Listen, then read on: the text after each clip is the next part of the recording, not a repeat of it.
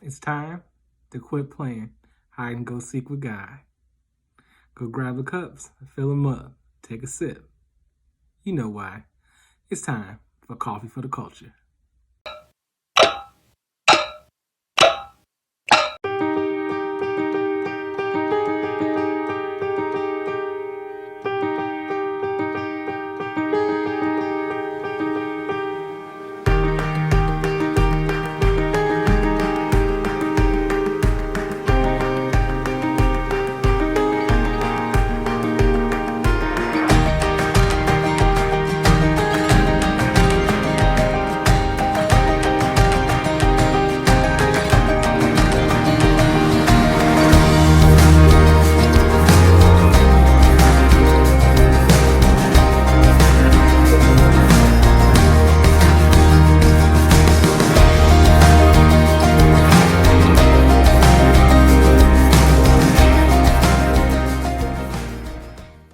Yo, what's up, everybody? Welcome back to another episode of Coffee for the Culture. So, for this week, what are we talking about? Jeremiah 29:13. You will seek me and find me when you search for me with your heart. So often when it comes to Jeremiah 29, there's such a strong focus on verse 11. You can find it all over journals. You can find it as quotes.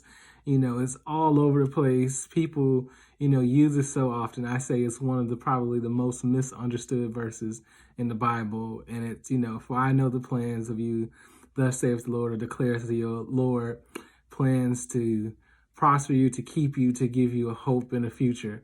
And I think in that verse itself, as I said, is so misunderstood when you don't understand the full context of it. And that's even more so when you get to verse 13, which again is talking about when you will find God is when you seek him with your heart. So I really think about the game hide and go seek. It's a game that growing up, many of us played, and it was such a cool game to gather your friends and, figure out who's the person looking for everybody. And, you would go and hide, the others would go and hide, and you would try to find the best hiding place so you didn't get caught, so nobody found you. Now, it did get boring after a while if no one ever found you during a round of that game, or if you were never the person to get found, which means that you probably didn't get to do a lot of seeking, folks. And so with that, what I want us to begin to understand is that let's quit playing hide and go seek with God. We play hide and go seek in a way where we go hide. We go hide in a way where we don't want God to find us in the midst of our sin, in the midst of us turning our back on him, in the midst of our trials and tribulations where we need him the most. We go and hide, and therefore we don't want to be, found. And in many ways, we still want God to seek for us, though. We want to hide, and we want God to find us, because though we don't want our issues to be known, we still want God in the midst. This is a confusing thing to me. You see, I think about all the times where at the end of a year, I'm preparing for the next year, and I'm like, this year I am going to run after God, and I'm going to seek God more and more. But then I get to a point where within the first 90 days of the year, I start to hide. I start to, try to fall back. I start to, put myself in positions where I don't want God to see certain things about me, to,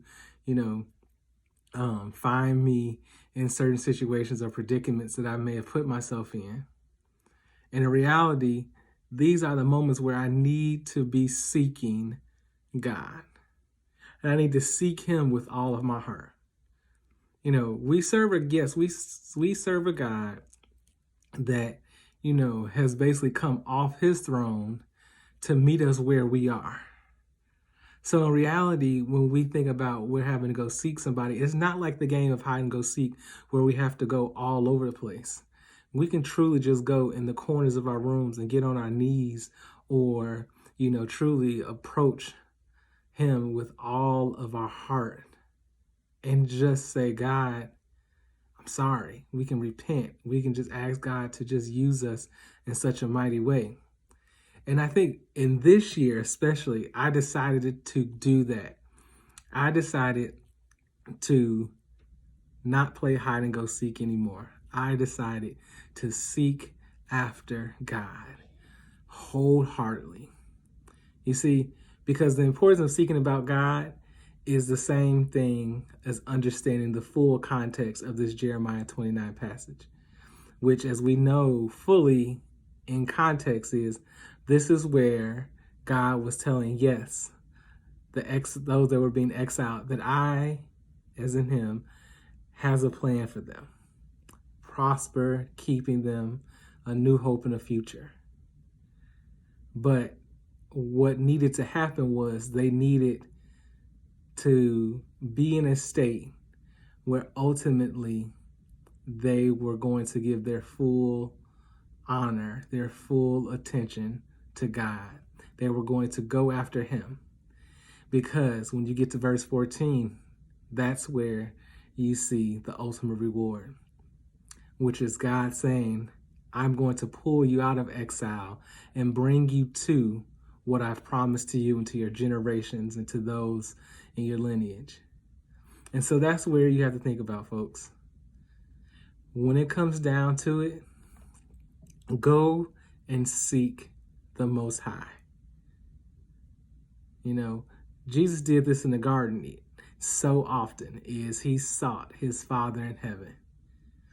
And so if Jesus can do it and Jesus did it, then why don't we do it on a continually everyday basis? Peace and blessings. One love.